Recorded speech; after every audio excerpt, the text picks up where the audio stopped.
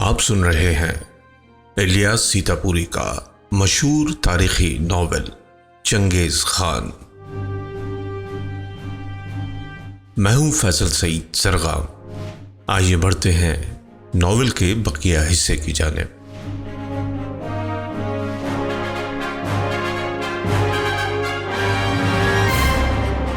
بظاہر اولون کا قبیلہ یسوکائی کو بھول گیا تھا، مگر حقیقت یہ تھی کہ تائجوت والے موقع کی تلاش میں تھے، اور یہ موقع اگر 50 سال کے بعد بھی ملتا تو ان کے لیے غنیمت تھا۔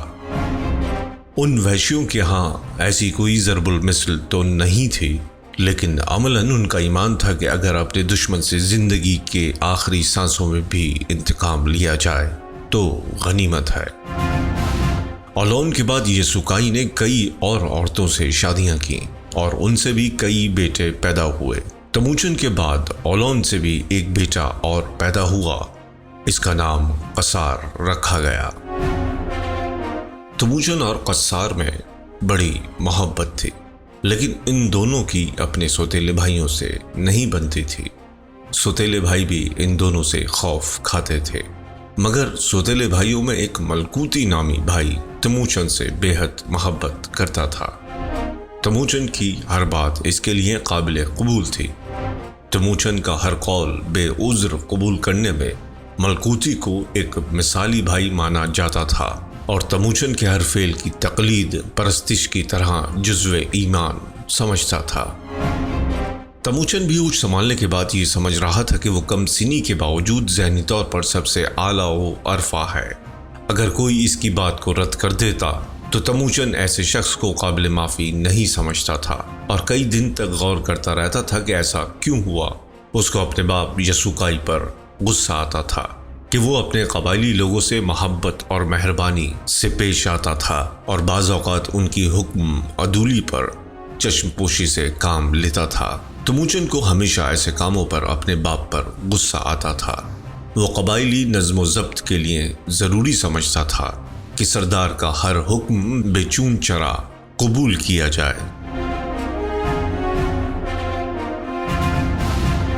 تموچن نے دوسرے قبائل کو بھی آپس میں برسر پیکار دیکھا تھا۔ وہ یہ تو مانتا تھا کہ عام قبائلی کو اپنے سردار کا حکم ماننا چاہیے، مگر ایک قبیلے کا سردار دوسرے قبیلے کے سردار کے ساتھ کس طرح پیش آئے، یہ بات اس کی سمجھ میں نہیں آتی تھی۔ صحرا میں رہنے بسنے والے قبائل کو اپنے ان دشمنوں کے خلاف جنگ کرنی چاہیے جو غیر تھے اور شہروں میں رہتے تھے۔ ایک عرصے تک اس کا یہ خیال رہا کہ شہری آپس میں نہیں لڑتے اور مل جل کر رہتے ہیں، اور یہ ان کی اجتماعی زندگی کا حاصل تھا کہ شہری مل جل کر کاشتکاری کرتے، کپڑے بنتے، عمارتیں بناتے، مستقل بازار قائم کرتے، اور یہ لوگ کبھی بھی صحرائی قبائل پر حملہ آور نہ ہوتے۔ یہ اتفاق صحرا میں رہنے بسنے والوں کے لیے ترغیب آمیز تھا۔ تموچن کا خیال تھا کہ ان جملہ خانہ بدوش قبائل کا بھی ایک ہی سردار ہونا چاہیے، جس کا حکم ہر سردار کے لیے قابل قبول ہو۔ اس کا حافظہ بھی غیر معمولی تھا۔ یسوکائی کو ابھی تک یہ پتہ نہ تھا کہ تموچن کی چھوٹی سی عقل کتنے بڑے بڑے مسائل پر غور کرتی رہتی ہے، اور ایک دن تو یسوکائی تموچن کی باتیں سن کر حیران رہ گیا۔ تموچن نے مغرب سے آنے والے چند سیاحوں کو دیکھا جن کے چہرے مہرے ان صحرائی لوگوں سے مختلف تھے۔ ان کے لمبے یا بیضوی چہرے اور ان کی بڑی بڑی آنکھیں صحرائیوں سے مختلف تھیں۔ آنکھوں کے گرد جو ایک خاص قسم کا کھچاؤ ان صحرا کے رہنے والوں میں پایا جاتا تھا، وہ ان سیاحوں کے چہرے پر مفقود تھا۔ یہ سیاح یسوکائی کے مہمان بنے اور مغربی ملکوں سے لائی ہوئی کئی چیزیں یسوکائی کو تحفتاً پیش کیں۔ سیاحوں نے یہ تحفے یسوکائی کو اس لیے دیے تھے کہ وہ اس صحرا میں پناہ کے طلبگار تھے۔ یسوکائی نے ان کو پناہ دی اور ان سے صحرائی گوبی کے اس پار رہنے بسنے والے لوگوں کے بارے میں معلومات حاصل کی تھیں۔ تموچن کو حیرت تھی کہ یہ غیر ملکی سیاح ان کی زبان کس طرح سیکھ گئے تھے۔ دونوں سیاحوں نے یسوکائی سے زیادہ تموچن میں دلچسپی لی۔ انہیں اس لڑکے میں سیمابی کیفیت نظر آئی۔ وہ چین سے نہیں بیٹھ سکتا تھا، ہر وقت حرکت میں رہتا تھا مغربی دنیا کے بارے میں یسوعائی نے کچھ زیادہ سوالات معلوم نہیں کیے، مگر تموچن نے اتنی دلچسپی لی کہ دونوں سیاح اس کے سوالات سے پریشان ہو گئے۔ تموچن ان سے دور دراز مغربی ملکوں کے موسم کے بارے میں سوالات کرتا رہا، پھر مذاہب کے بارے میں باتیں ہوئیں۔ یہ سیاح چونکہ خود عیسائی تھے، اس لیے عیسائیت کے بارے میں بہت کچھ بتایا۔ تموچن نے پہلی بار ایک ایسے شخص کا نام سنا جو خدا کا بیٹا کہلاتا تھا اور جو انسانوں کو تلوار کے استعمال سے روکتا تھا، جو تشدد کا بالکل قائل نہ تھا، اور جس کا قول تھا کہ جو تلوار سے قتل کرے گا وہ تلوار سے قتل ہوگا۔ سیاحوں کے خیال میں انجیل کے اس فقرے میں جو مسیح کے نام سے سنایا گیا تھا، ان بادیہ نشینوں کے لیے چونکا دینے والا مفہوم موجود تھا، مگر تموچن نے ہنستے ہوئے کہا، بھلا یہ کیا بات ہوئی؟ جو لوگ تلوار کے استعمال سے واقف ہوتے ہیں وہ قتل بھی کرتے ہیں اور قتل بھی ہوتے ہیں، لیکن جو تلوار استعمال نہیں کرتے وہ صرف قتل ہوتے ہیں۔ یہ دونوں سیاح ان وحشیوں میں عیسائیت پھیلانے آئے تھے۔ یہ خود کو پادری نہیں کہتے تھے مگر حقیقتاً پادری تھے۔ تموچن نے حیرت سے دریافت کیا، آج کل خدا کا بیٹا کہاں ہے؟ ایک پادری نے جواب دیا، وہ دنیا بھر کے انسانوں کے گناہوں کا بوجھ لے کر صلیب پر چڑھ گیا۔ تموچن نے صلیب کا مفہوم پوچھا اور جواب میں اسے جو کچھ معلوم ہوا وہ اس کی حیرت کا سبب بن گیا، اور اس نے اعتراضات کیے۔ یہ اوپر جو نیلا جاویدانی آسمان نظر آتا ہے یہی خدا ہے، یہ ہمیشہ سے ہے اور ہمیشہ رہے گا۔ یہ فرزند آسمان انسانوں کو بزدلی کی تعلیم کس طرح دے گیا؟ کیا اس نے کبھی تیر چلائے تھے، تلوار اٹھائی تھی، جنگیں لڑی تھیں؟ دوسرے پادری نے کہا کہ وہ جنگ و جدل کے خلاف تھا، جو زخم لگاتا نہیں تھا، زخموں پر مرہم رکھتا تھا، انسانوں کے غموں میں شریک ہوتا، وہ سرتاپا لطف و کرم تھا۔ تموچن نے کہا، یہ کس طرح ممکن ہے کہ انسان کو غصہ ہی نہ آئے اور دنیا بھر کے انسانوں کا بوجھ تنہا ایک شخص اٹھا لے جائے؟ اور یہ گناہ و ثواب کا تصور بھی کچھ عجیب سا ہے۔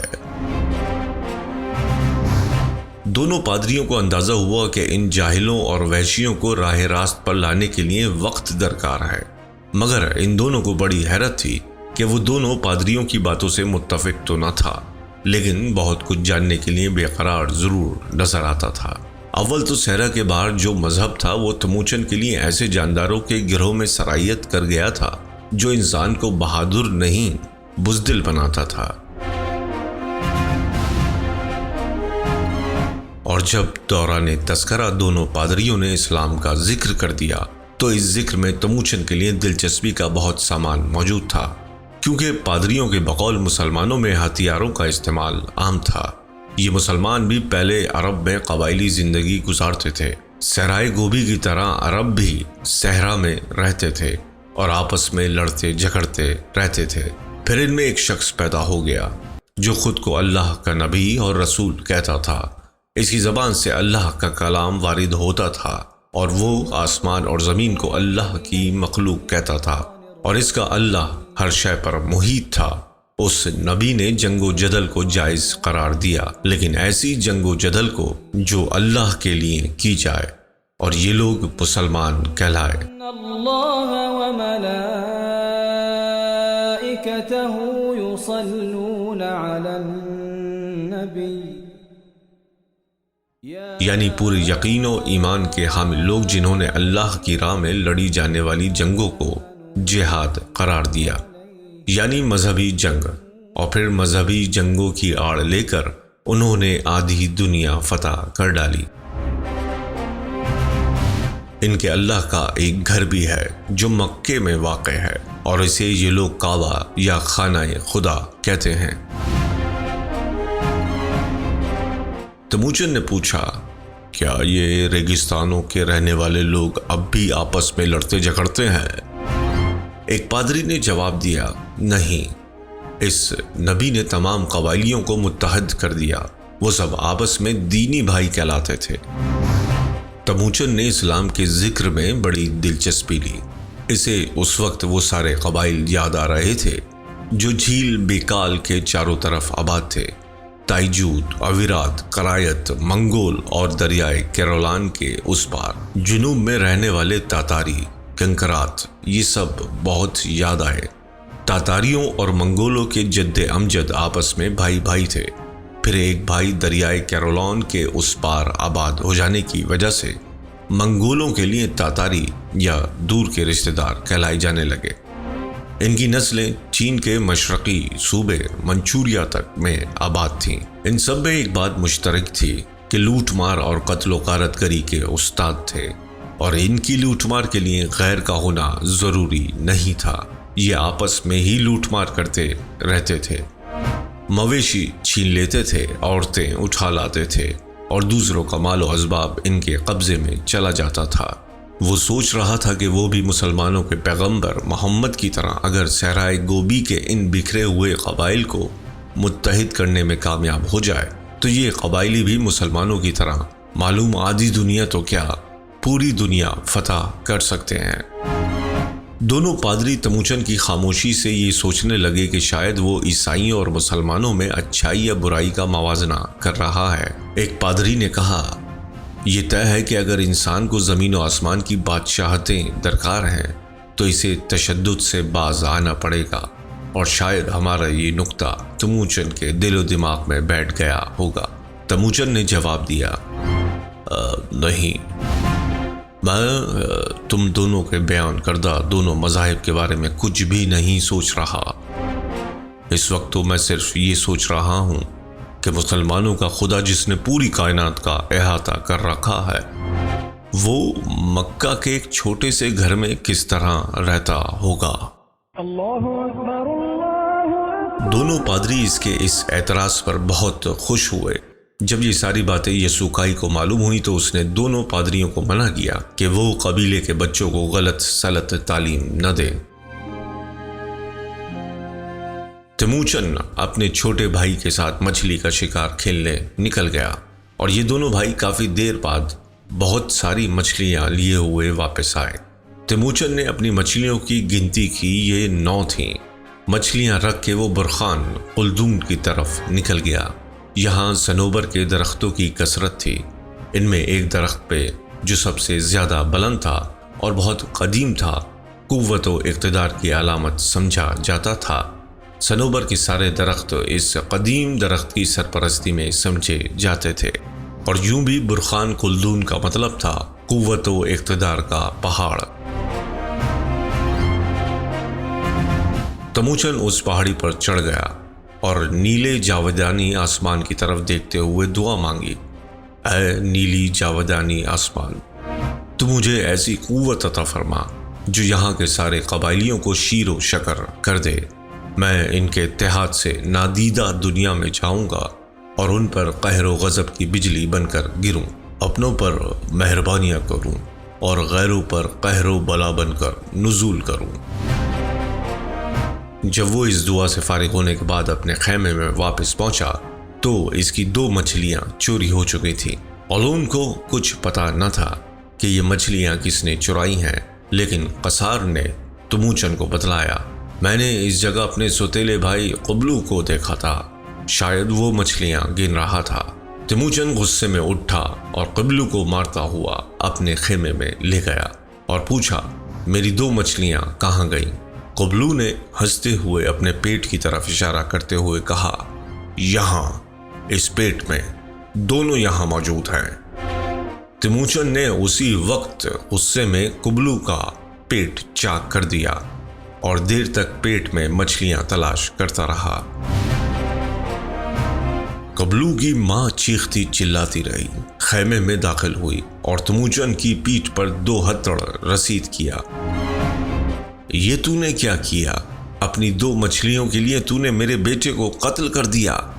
بات زیادہ نہ بڑھ جائے اس لیے اولون نے تموچن کو مشورہ دیا کہ وہ کچھ عرصے کے لیے کہیں روپوش ہو جائے۔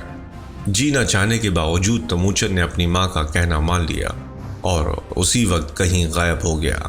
چونکہ تموچن یسوکائی کا سب سے بڑا بیٹا تھا اور یسوکائی کے بعد تموچن ہی کو قبائل کی سرداری کا منصب سنبھالنا تھا، اس لیے اس کا اچانک غائب ہو جانا یسوکائی کے لیے پریشانی کا سبب بن گیا۔ وہ ادھر ادھر تموچن کو تلاش کرتا رہا مگر ناکام رہا۔ ایک قبیلہ دریائے انگوڈا کے پاس ٹھہرا ہوا تھا۔ یہ تائجوت کے لوگ تھے جو کچھ عرصے کے لیے جھیل بیکال کے کنارے لمبی لمبی گھاسوں میں شکار کھیلنے آئے ہوئے تھے۔ ان دنوں میں سائبیریا سے بہت سے پرندے اس گھاس میں اتر چکے تھے اور جھیل بیکال کی سطح پر منڈلاتے رہتے تھے۔ 12-13 سالہ تموچن اس وقت قبیلے میں پہنچا اور یہ ظاہر کیا کہ وہ اپنے قبیلے سے بچھڑ گیا ہے۔ اس نے چند دنوں کے لیے ان کے قبیلے میں رہنے کی اجازت چاہی۔ قبیلے کا سردار تموچن کے چہرے میں معلوم نہیں کیا کیا تلاش کر رہا تھا۔ اسے تموچن کی فرضی کہانی پر یقین نہیں آیا تھا، لیکن ایک بھولے بھٹکے لڑکے کو سہارا دینے میں انہیں کوئی آر بھی نہ تھی۔ اس قبیلے کے لوگوں نے تموچن کا مذاق اڑانا چاہا تو اس نے لڑکوں کو سمجھایا، دیکھو ہمیں آپس میں نہیں لڑنا چاہیے۔ گوبھی کے اس پار جو لوگ رہتے ہیں ان کے پاس بڑی دولت ہے، اناج کے ذخائر ہیں، گھوڑوں اور دوسرے مویشیوں کے بے شمار ریوڑ ہیں۔ میں کچھ اور بڑا ہو جاؤں تو تمہیں ان کاہل انسانوں کی دنیا میں لے جاؤں گا۔ ان لوگوں کو تموچن کی معلومات پر حیرت تھی۔ ایک نے پوچھا، لیکن تجھ کو یہ ساری باتیں کس نے بتائیں؟ تموچن نے جواب دیا، اس عجیب و غریب دنیا کے 2 مسافروں نے جو آج کل میرے قبیلے میں مہمان کی حیثیت سے رہ رہے ہیں۔ تموچن نے لڑکوں کو وہ سبز باغ دکھائے کہ وہ ان سب کا سردار بن گیا۔ تموچن نے ان سب کو سمجھایا، دیکھو اب آپس میں لڑنا جھگڑنا بند، بلکہ ہم سب مل کر ایک ایسا قانون بنائیں گے جس سے ہم ایک دوسرے کا گلا نہ کاٹ سکیں۔ جب ہم ایسا کریں گے تبھی دوسروں پر حکومت کرنے کے لائق ہو جائیں گے۔ یہ لڑکا بڑی دانائی کی باتیں کر رہا تھا، لیکن قبیلے کے مردوں کے لیے یہ ناقابل عمل باتیں تھیں، کیونکہ آپس کے جھگڑے دوستی کی راہ میں رکاوٹ تھے، اور تموچن کو یہ نہیں معلوم تھا کہ اس کی ماں اولون اسی قبیلے سے اغوا کی گئی تھی، اور یہ قبیلہ ابھی تک یسوکائی کو سبق دینے کی فکر میں تھا۔ ایک ادھیڑ عمر تائجوت نے تموچن کا مذاق اڑایا، یہ بڑی باتیں تو نے کہاں سے سیکھی؟ ہمارے پاس آپس کے جھگڑے کون طے کرے گا؟ یاقا قبیلے کا یسوکائی اولون کو اس وقت اٹھا کر لے گیا جب وہ دلہن بن کے اپنے شوہر کے پاس جانے والی تھی۔ کیا ہم یسوکائی کو معاف کر سکتے ہیں؟ جب تک ہم اس قبیلے کی 4 لڑکیاں نہیں اٹھا لیں گے ہمیں سکون نہیں ملے گا۔ اس انکشاف نے تموچن کو بے حد محتاط کر دیا اور وہ یہاں سے بھی فرار ہونے کے منصوبے بنانے لگا۔ قبیلے میں تموچن کی باتوں کا اتنا چرچا ہوا کہ بہت سے لڑکے اور لڑکیاں اس کو دیکھنے آنے لگے۔ انہی میں ایک 10-11 سالہ بورتے تھی، سردار قبیلے کی چہیتی بیٹی۔ تموچن کو بورتے میں ایک خاص کشش محسوس ہوئی اور وہ بار بار بلکہ لگاتار بورتے کو دیکھتا رہا، اور بورتے بھی تموچن کو پرشوق نظروں سے دیکھ رہی تھی۔ بورتے کا خیمہ بھی نہایت شاندار تھا۔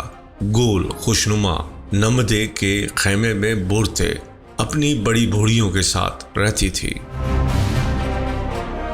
یہاں تموچن کی رسائی مشکل تھی، لیکن قبیلے کی بڑی بوڑھیاں اس کی دلچسپ باتیں سننے کے لیے اسے اپنے خیمے میں لے گئیں۔ یہاں تموچن نے کچھ اور ایسی باتیں کر دیں کہ وہ سب دنگ رہ گئیں۔ تموچن نے عورتوں کو بتایا، میرے قبیلے میں مغربی دنیا کے 2 مسافر آئے ہوئے ہیں۔ ان کے لمبوترے اور بیضوی چہروں پر بڑی بڑی آنکھیں ہیں، لیکن جبکہ ہمارے گول چہروں پر چھوٹی چھوٹی آنکھیں ہیں۔ وہ دونوں بتاتے ہیں کہ ہم چونکہ ہر وقت ریت، برف اور سورج کی روشنی میں رہتے ہیں، اس لیے ان تینوں کی چمک ہماری آنکھوں کو پوری طرح کھلنے نہیں دیتی، اس لیے ہم چند نقطے ہو کر رہ گئے ہیں، جبکہ مغربی دنیا والے برف، ریت اور سورج کی چمک دمک سے دور رہتے ہیں، تو ان کی آنکھیں پوری طرح کھلی رہتی ہیں اور ان کی آنکھیں بڑی بڑی ہوتی ہیں۔ چھوٹی بڑی آنکھوں کی یہ توجہ کچھ عجیب سی تھی، مگر یہ باتیں ان کو سوچنے پر مجبور کر رہی تھیں، اور کئی عورتوں نے تیموچن کے بارے میں یہ اندازہ لگایا کہ یہ شخص بہت سے قبیلوں کی سرداری کا مستحق ہے۔ اس کی دلچسپ باتوں اور معلومات نے دوسروں کو شکست دے دی تھی۔ تیموچن نے بورتے کے باپ سے پوچھا، کیا یہ درست ہے کہ یسوکائی نامی کوئی شخص اس قبیلے کی دلہن کو اغوا کر کے لے گیا تھا؟ بورتے کے باپ نے جواب دیا، ہاں، وہ یاکا قبیلے کا منگول سردار ہے، اور نسلوں میں اس کا تعلق بورچیجن نسل سے ہے، اور یہ لوگ اپنی بھوری آنکھوں کی وجہ سے بہت مشہور ہیں۔ بورتے کے باپ نے تیموچن کی بھوری آنکھوں کو غور سے دیکھا اور حیرت سے کہا، تیری آنکھیں بھی تو بھوری ہیں، کیا تو بورچیجن کی نسل سے تعلق رکھتا ہے؟ تیموچن ذرا بھی نہ گھبرایا اور جواب دیا، بھوری آنکھیں کسی کی بھی ہو سکتی ہیں، میں بورچیجن والوں سے ملوں گا اور دیکھوں گا کیا ان سب کی آنکھیں بھوری ہیں۔ لیکن اب تیموچن تائجوت والوں کی نظروں میں مشتبہ ہو چکا تھا، اور تیموچن بھی خطرہ محسوس کر رہا تھا۔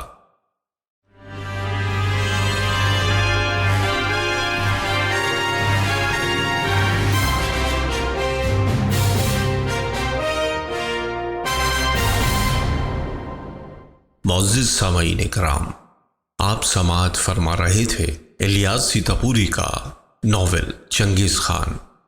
آج کے لیے بس اتنا ہی۔